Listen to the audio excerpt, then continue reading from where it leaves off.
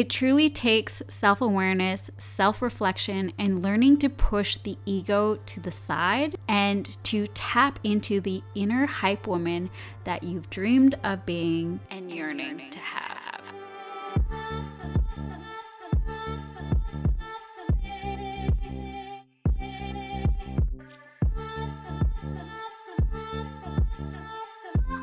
What's up, Braap babes? Angelisa here, and welcome. We are here in season 3. If you didn't catch the welcome intro to season 3, here we are. If you've been following me over on Braap babes, you would have seen most, if not all, of my interviews with influential women snowmobile and dirt bike athletes and influencers on my Throttle Talk live series on Instagram. And I'm going to shorten this up because I did talk about this in the Welcome Season 3 episode. But basically, I got burnt out, took a year off. Braap Babe Social took a year off from going live and started to focus on myself and my family. And it has done wonders for me mentally and physically. And there is a reason why I want to bring this up, because this is kind of the core of this episode. It was last August of 2022 that I decided to give myself a chance. Not that I didn't before, but I had these big goals and visions for a while now. And I've wanted to achieve them, but felt as though I used Braap Babe's social media to hide behind the screen. I am very shy. I am not sociable. I'm not a good public speaker, but I really did use a social media Braap babes to hide behind something and really depend on others to help me build this brand, when really I am the brand and I needed to start showing up for myself. It was 5 years that I hid behind the brand, and to be honest, there are a lot of women in the snowmobile and dirt bike community that can really make you feel small, unworthy, can make you feel like you don't know what you're talking about, and that basically they made you up. And those feelings of being small snowballed into self-doubt, self-loss, and damaging confidence. And my true passion, here's my true passion. My true passion is creating film, developing, and telling stories. I've always been this way growing up, and when I first started Braap Babes, back in 2018, I told my husband, Kenny, that I wanted to focus on YouTube to document my social rise and create my own women's snowmobile and dirt bike movies. So every year would pass and I would find myself crying to Kenny because I wasn't feeling fulfilled. That I really wanted YouTube to work, but felt that my personal brand and Braap Babes was just hard to manage, let alone it was starting to get very expensive for running both. If you don't know, a lot of the music that you hear on my YouTube channel, I would be using it for my personal brand, and then also using it on Braap Babes. But because there was only one account attached to one YouTube, I would then get flagged if I posted it over on Braap Babes. The last thing I wanted to do was create a whole other subscription for all of my art. I'm gonna say, like, for all of the artwork that I put into it, would have cost me so much money, and the copyrights, oh my gosh. So a lot of my stuff on the Braap Babes YouTube channel is not available to other countries, and it just didn't make sense. It didn't make sense if I was trying to build a personal brand and just kind of make my own videos. So I said out loud, I am giving myself the chance to be consistent on YouTube, because I know that I can bring entertainment, stories, and lessons learned along the way. That was August 17th of 2022. And if you're listening to this episode, if you're on YouTube or podcast, it is August 15th of 2023. So I'm just shy of a year ago. My promise to myself is that I would upload a video once a week, even if I'm scared, even if I don't have anything to say, to talk about, to film, that I would still show up and do the damn thing and grab my camera and press record. Now, this is a long story, but at that moment when I made that promise, a few things happened. I began to understand my ego. I had to work hard to shove my ego out of the way so that I could stay focused.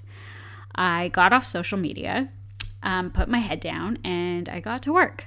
I stopped comparing myself to others because at that moment I realized that all of us are truly battling something that none of us even knows about. Now, this is nothing new. It's just something that kind of hit me and I guess gave me a permission slip to just start the damn thing. I also taught myself to be unbothered. And I reassured myself that even though I am scared to publish my videos on YouTube due to judgment from others, that I started to work inwards and learned that any type of reaction, negative comments, or the peeper creepers of Instagram, you know, the ones that are always constantly watching your stories or watching your reels or watching your posts, but never say anything until like that one wrong move or that one fail that you post. It wasn't until then that I realized that it wasn't me. I'm not the one who is in the wrong or not doing it right. I just learned that it's not me. It's not a me problem. It's a them problem. And again, we hear this over and over again, but I think until you are in a moment and you have this big realization that you, I guess, realize like, oh, that's what they meant. That's what I keep reading or hearing about. So those negative comments or passive aggressive responses are reflections of those that are experiencing some type of jealousy or they are comparing themselves to you in some way, which is unfair. It's unfair to you and it's unfair to them. It was at that moment I started believing in a new belief system, I guess, if you want to call it that. I started putting it out into the universe that if those that are feeling jealous, threatened by my actions, and that are comparing themselves to me, is I hope that they can find it in themselves to show up the way that I can. Because it's not easy. Showing up, filming yourself, talking into the camera, it is not easy. There's a lot of limiting beliefs that you gotta like really push through. There's gonna be so many obstacles, and developing content and like I said, putting yourself out there, the comments, the negative comments that are going to come at you is not easy to read. But when you can be in this state of mind where you can understand that the ones that are commenting negative comments or hateful comments, passive aggressive comments, it's because of their insecurities. So I hope is that they can get past those insecurities and push past their egos. And I hope that they can put themselves in a position where it scares them a little and that they can be proud of what they're doing. Because once they understand how hard it is to show up in the digital space, especially riding dirt bikes and snowmobiles, that is a whole game in itself. That's a whole can of worms in itself. Or in a sport, a male-dominated sport. They will start to learn that it's the hardest thing to get vulnerable and to stay true to you. So once you've removed yourself from your ego, you begin to learn that it truly takes self-awareness, self-reflection, and learning to push the ego aside to tap into that hype woman that you've always dreamed of being. So how can you start being the hype woman that you've always wanted to be? How can you cheer your friends on, your competitors, and your colleagues? It's simple, but truly takes a lot of mind shift work. It requires removing yourself from your boots, whether it's snowmobile or dirt bike boots, and wearing other people's boots and seeing their obstacles and challenges from their point of view. We've heard that before, right? Put yourself in somebody else's shoes. But it really does make a world of a difference when you start to understand that there is way more going on in somebody else's posts or reels. I hate that we're even talking about social media, but this is where it comes from.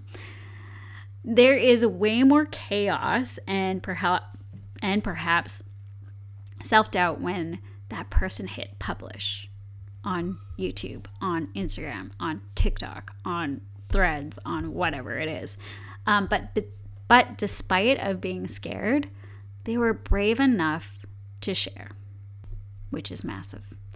So the next time you feel triggered, and I'm not sure if that's the word I want to use here, but the next time that you feel some type of weird emotions going on, building up inside when you see something, like jealousy, for instance, because Susie keeps posting about her triumphs when it comes to sledding in the backcountry, or when Sally posts about all those wheelies she's mastered on her dirt bike. Remove yourself from that feeling as best as you can. Sit back and think about what steps Sally and Susie made to get to where they are now. What challenges and obstacles did they face to get there? Did you see that cliff Susie had to J-hook out of? And did you see her have a big panic moment with tears coming down her face because she thought she was a goner? And if she didn't know how to do that J-hook, she would have been gone. Or did you see Sally wipe out 5,000 times and feeling so defeated with tears streaming down her face, trying to wheelie? No, you probably haven't seen any of that because they don't post that. And so when you're seeing these things that other colleagues, other like-minded women in our sports that are like putting themselves out there, we make the assumptions and then we create these unwanted feelings. Instead of commenting something negative or passive-aggressive, I challenge you to take a moment and put yourself into that position and ask yourself, how would I feel if I received that comment? I don't think we do that enough. That's very rare these days. You don't want to be a keyboard warrior, especially when it comes to our fellow women. We need to hype each other up. We're not here to compare. It's okay to have competitive friends that make you want to progress, but we're not here to like shut anyone down and say that we're better at doing these things than the other. That's not what it's about at all. And if it is for you, then I would suggest maybe even taking up another sport, or maybe you can even challenge yourself to reaching out to that person that you're having these feelings with, and maybe you can have a conversation. It doesn't have to be a conversation about, hey, why are you always commenting shitty things on my posts? But maybe you guys can go for a ride together. Maybe you guys can both get some content together. Maybe you guys are actually one of the same person. You have a lot of same interests, hobbies, obviously, and that there's a lot of similarities between both of you, and that maybe you guys are actually really good friends. And maybe we are all really good friends. It's just these feelings do arise. And I think that our egos, Our egos can get the best of us. So there truly is a story that goes way behind that perfect photo, that reel, that TikTok or YouTube that we often don't see. So again, rather than comparing yourself to these women, congratulate them on being brave by just hitting publish and share or post. So rather than comparing yourself to these women, congratulate them on being brave by hitting publish. Be that woman who lights other women up, Recognize their bravery, recognize their courage, and most importantly, recognize their fear. That's how you can start to be the hype woman you want to be and that you desire. Those positive comments, responses, and kind gestures can go a long, long way. Even though that most of us feel we need to prove to others that we are the best at what we do, drop the comparison, drop the jealousy, and drop the passive-aggressive, egotistic nonsense, okay? It's just no room for that. Because when I see comments like that, it speaks volumes on insecurities, jealousy, and lost souls trying to find their way. And I often feel bad when I see hateful or unkind comments like this, because I know that it comes from a place of unhappiness. And that's just it. It's probably because they are unhappy with themselves, they're insecure, and that they're comparing themselves with you, or vice versa. You're comparing yourself with them. It's unfair to you, and it's unfair to them. So turn that around and be kind, be humble, and be nice. And next I want to say is find your purpose. Find your inner hype woman and be the influence you want to be on others today. The first step to finding your inner hype woman is clapping for yourself when times were hard, when no one sees the behind the scenes, and for making promises and being disciplined enough to not let you down.